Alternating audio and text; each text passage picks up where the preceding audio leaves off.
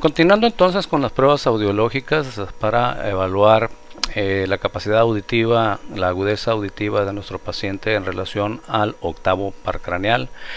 Bueno, ya le corregimos aquí, diapasón es con S.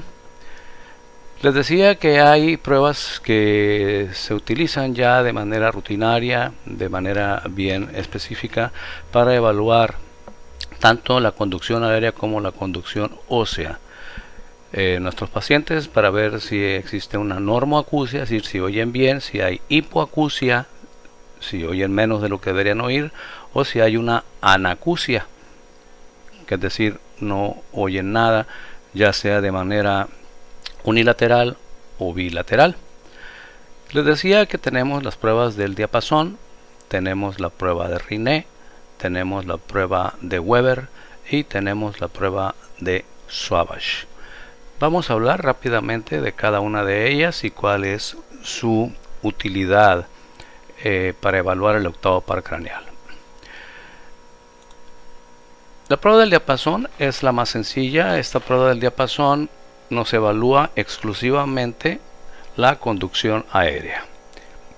Consiste en lo siguiente: ustedes golpean su diapasón y se lo colocan a unos cuantos centímetros en un oído a su paciente. Le preguntan si percibe el zumbido.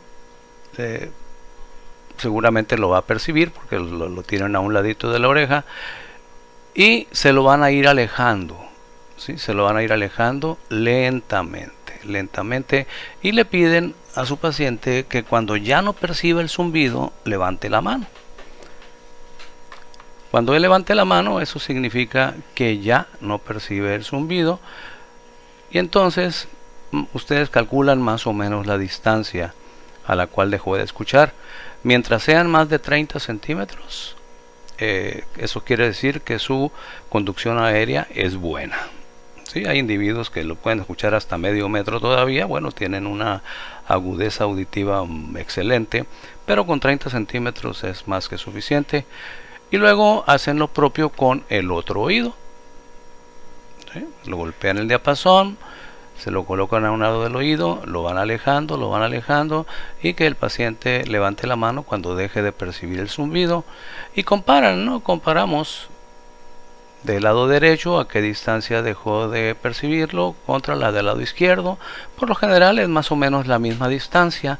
Si hay algo de diferencia, no importa siempre y cuando esa distancia sea mayor de 30 centímetros del conducto auditivo externo al sitio donde nos indicó que ya no lo percibe.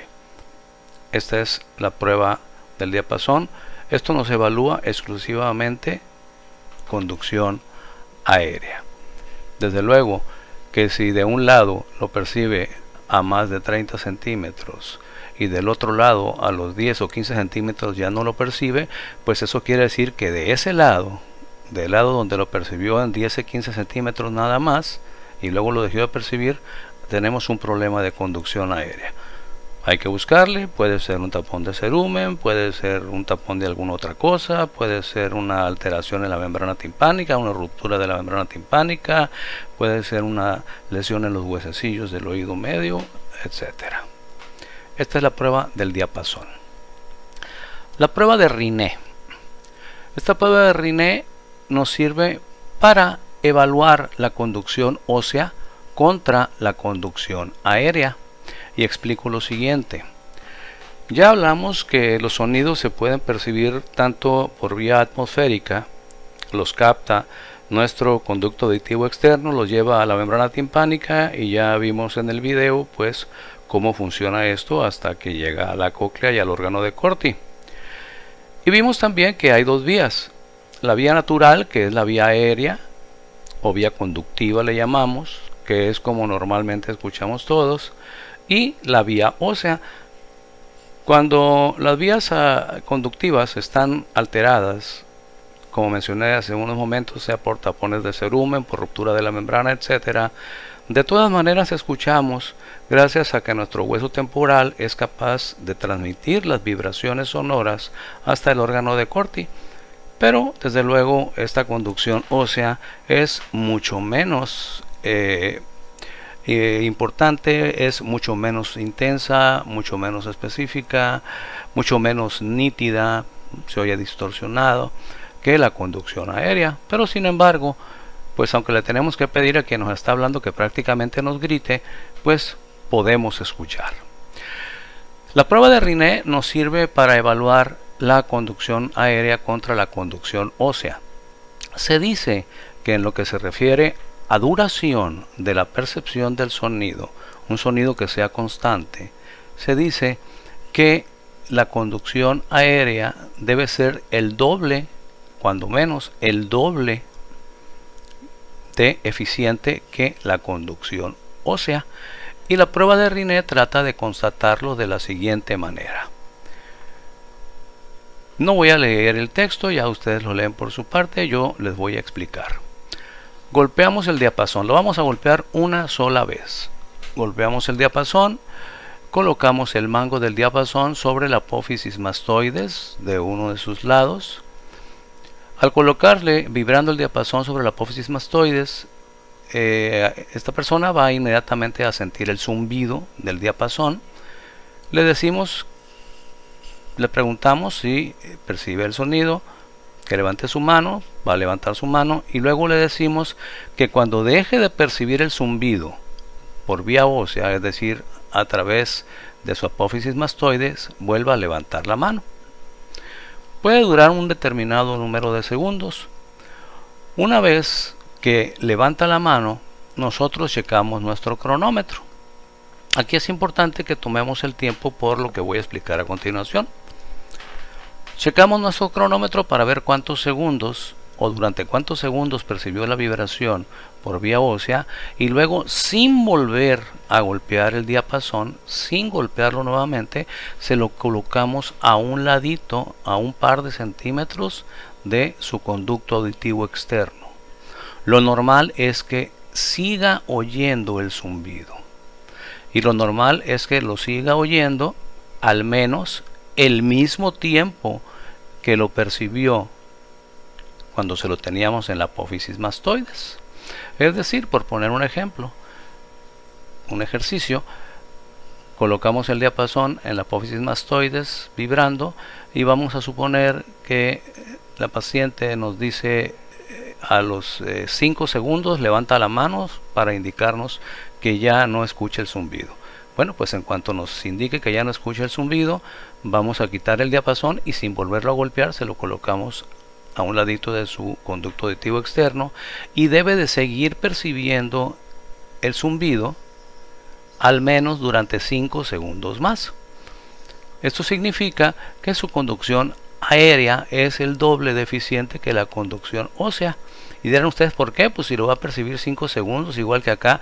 Bueno, sí, pero tomen en cuenta que los 5 segundos que lo que percibió acá, esos 5 segundos también los hubiera percibido por la vía aérea. Es decir, por la vía aérea lo percibe durante 10 segundos, mientras que por la vía ósea sería únicamente 5 segundos.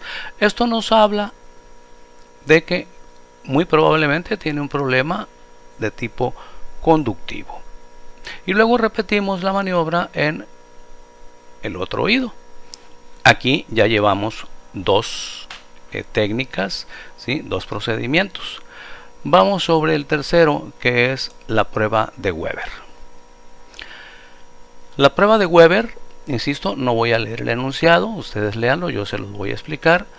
La prueba de Weber, la cual estamos ilustrando en este recuadro superior, consiste en lo siguiente. Golpeamos con nuestra mano los brazos del diapasón para que vibren, y vibrando colocamos el mango del diapasón sobre su frente. Lo podemos colocar a la altura del nacimiento del cabello, bueno, si es que tiene cabello, por supuesto, para ser más precisos, a la altura del bregma. Si se acuerdan lo que es el bregma, ¿verdad? Donde se une los dos huesos parietales con el hueso temporal, el hueso frontal, perdón, dos parietales con el frontal, se lo colocan en el bregma, vibrando, y le preguntan al paciente hacia dónde siente el zumbido. El zumbido lo debe de sentir ahí, en donde le colocaron ustedes el diapasón, aunque muchas veces les dirá que se les pasa igual para ambos lados. Ambas situaciones son normales, si lo siente donde le colocaron el diapasón o lo siente hacia ambos lados. El problema, una prueba de Weber patológica sería si les dice que escucha más fuerte el zumbido de un lado.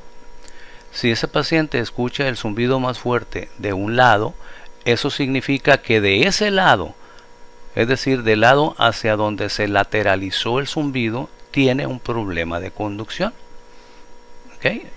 Hay un problema conductivo de ese lado y seguramente ya lo sospechaban ustedes porque en la prueba del diapasón, en la prueba de Riné, les dio el mismo resultado. Cuando hay un problema de tipo conductivo, ustedes colocan el diapasón vibrando en la frente, invariablemente el zumbido se irá para ese lado. Ustedes pueden hacer la prueba ahí donde están, tápense un oído con el dedo y al taparse el oído pues pronuncien cualquier palabra, la que ustedes quieran, y se darán cuenta que perciben el sonido con más intensidad del lado que se están obstruyendo, porque la vía ósea lo dirige inmediatamente hacia ese lado para compensar. Entonces, al haber una lateralización, esto nos indica que ese oído, ¿sí?, ese oído tiene un problema conductivo. Claro, siempre y cuando el otro oído haya salido bien en la prueba del diapasón y en la prueba de Riné. ¿Okay? Este sería el oído patológico, como se nos dice acá. Incluso ustedes pueden complementar la prueba diciéndole al paciente, a ver ahora, si les dice que lo sintió en el puro centro, igual para ambos lados, ustedes tápenle un oído con su dedo, tápenle un oído y vuélvanselo a poner y díganle ahora de qué lado lo siente más intenso. Invariablemente les debe de decir que del lado donde le taparon el oído. Esta es la prueba de Weber. Como ven, estas tres pruebas nos sirven para evaluar la eficiencia, la eficacia que tiene la vía conductiva, la vía aérea en nuestro paciente, y de hecho valoramos que la vía ósea esté funcionando lo mismo que el nervio coclear. Vamos a continuación a ver para valorar la hipoacusia se puede realizar con el este video. Esta es una prueba mucho más fina y debe de realizarse siempre, independientemente de los resultados obtenidos en pruebas como las descritas anteriormente. Para permitir que el diapasón vibre, es importante tomarlo únicamente por el mango y golpear las ramas contra la palma de la mano. Nunca debe golpearse contra otras superficies de madera o otro objeto metálico que pueda transmitir otras ondas sonoras. Hay dos tipos de pruebas que pueden realizarse con ayuda del diapasón. Son la prueba de Ring y la prueba de Weber. Comenzaremos con la prueba de Ring. Esta prueba consiste en comparar la transmisión por vía ósea y la transmisión por vía aérea. Primero se debe tomar al diapasón del mango y se procederá a dar un golpe seco con las ramas del diapasón en la palma de la mano. Se procederá a colocar el mango del diapasón en la apófisis mastoides del paciente. Se le pedirá que indique cuando haya dejado de escuchar el sonido y se pondrá el diapasón, las ramas del diapasón en dirección del conducto auditivo externo. Para interpretar una prueba de Ring es necesario evaluar la transmisión por vía aérea, es decir, la transmisión de ondas sonoras por medio del canal auditivo externo. Además, también es importante evaluar la transmisión por vía ósea, es decir, la transmisión de ondas sonoras por medio del hueso. En una prueba de Ring positiva, la transmisión aérea será mucho mayor a la transmisión ósea, mientras que en la hipoacusia de transmisión, una Ring negativa, la transmisión ósea será menor que la transmisión aérea. Los pacientes con sordera neurosensorial tienen dañadas las dos vías de transmisión, pero mantienen una relación aparentemente normal entre ambas, ya que el oído medio puede amplificar el sonido. Los pacientes con sordera completa unilateral pueden escuchar el sonido aunque el diapasón esté sobre el mastoides del lado enfermo. La vibración puede transmitirse por la colota hacia el mastoides del lado sano, y esto nos puede arrojar un falso negativo. Por otro lado tenemos la prueba de Weber, la cual trata de evaluar la transmisión por vía aérea en ambos oídos. Primero, el médico se debe situar enfrente del paciente. Se debe sostener el diapasón por el mango y dar un golpe seco, golpeando las ramas con la palma de la mano. Se procederá a situar el mango del diapasón en el centro de la frente del paciente.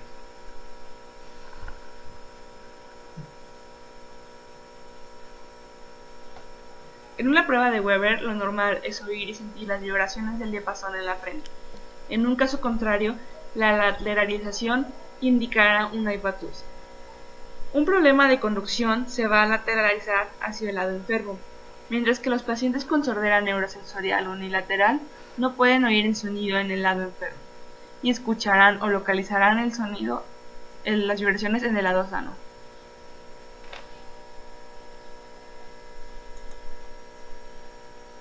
Bien.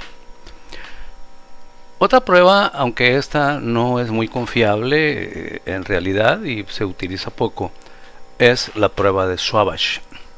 Esta prueba de Swabash consiste, vamos a leer el texto, en comparar la capacidad de audición del paciente contra la del examinador por conducción ósea. Coloque el diapasón alternativamente sobre la mastoides del paciente y la suya propia hasta que uno de los dos deje de percibir el sonido. En condiciones normales, el paciente y el examinador deben escuchar el sonido durante un periodo de tiempo regular. Esta es una forma de realizar la prueba de Swabash, pero otra forma mucho más práctica que les voy a explicar es la siguiente. Les decía, esta prueba no es muy específica, no tiene una especificidad muy alta, por el motivo de que para que esto sea realmente confiable necesitamos estar 100% seguros de que el examinador está completamente sano en lo que se refiere a su agudeza auditiva. Porque la prueba consiste también en lo siguiente. Ustedes van a golpear el diapasón y se lo colocan al paciente a un ladito, a unos 2 centímetros de su conducto auditivo externo, ya sea el derecho o el izquierdo. Se lo colocan y le piden que levante la mano cuando deje de escucharlo. Una vez que el paciente deje de escucharlo y levanta la mano, sin volverlo a golpear, se lo colocan ustedes como exploradores a un ladito de su conducto auditivo externo. Si ya no lo oyen, pues se puede asumir que el paciente está normal de ese lado, porque pues si ustedes no lo oyen, pues él tampoco. Pero la realidad de las cosas es que esto puede significar una de dos. O puede ser que tanto el paciente esté bien como ustedes, o puede ser que los dos estén mal, ¿no? Puede ser que el paciente tenga un problema de hipoacusia y ustedes también, y entonces ninguno de los dos lo oye. Se considera que cuando hay una hipoacusia conductiva en el paciente, pues él va a dejar de escuchar y ustedes se lo van a colocar y van a seguir escuchando. Eso es una prueba de que su conducción está deteriorada. Pero, insisto, el hecho de que ustedes no lo escuchen no necesariamente quiere decir que el paciente está bien.